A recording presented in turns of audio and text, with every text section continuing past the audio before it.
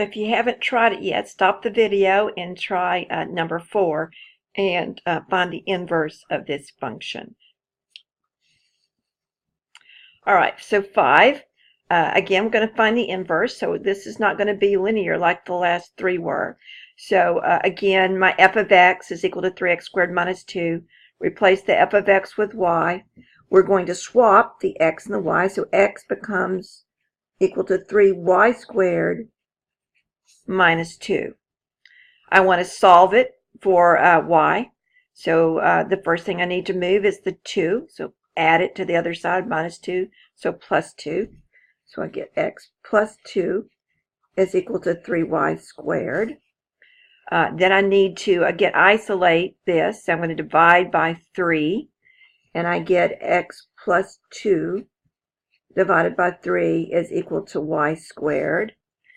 And then I need to take the square root of both sides. So I'm going to get the square root of x plus 2 over 3 is equal to y. And in place of the y, I'm going to write f inverse of x. This really truly needed to be rationalized, but we're not going to do that in these particular set of problems. All right, so 6. Again, f of x is equal to x plus 2 squared. Replace the f of x with y. Then we want to swap the x and the y, so I get that x is equal to y plus 2 squared. Now, in order to solve it for y, I need to get the y out of this parentheses with the square. So to undo this, I'm going to take the square root of both sides. So this is going to become the square root of x is equal to y plus 2. So a square root of both sides. And then subtract the 2. So I get the square root of x minus 2 is equal to y. And then 7. Again, f of x is cube root. I'm going to replace the f of x with the y. Then I'm going to switch the x and the y. So I get that x is equal to the cube root of 2y plus 1.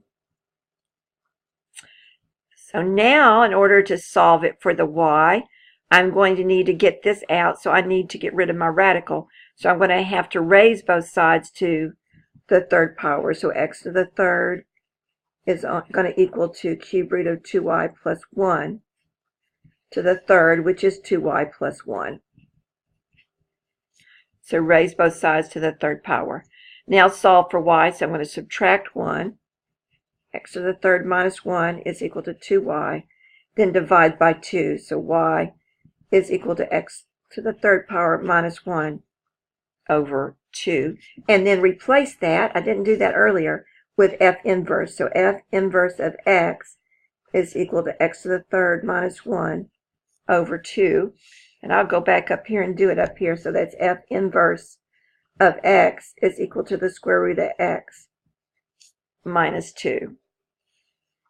And finally, number 8, again, replace the f of x with a y.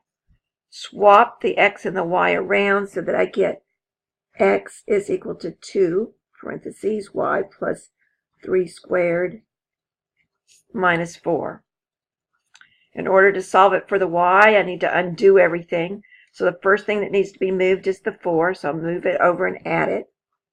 So x plus 4 is equal to 2, y plus 3 squared. All right, so the next thing that needs to move is 2. So I'm going to divide. Since it's multiplied, I'm going to divide. So I get x plus 4 divided by 2 is equal to y plus 3 squared.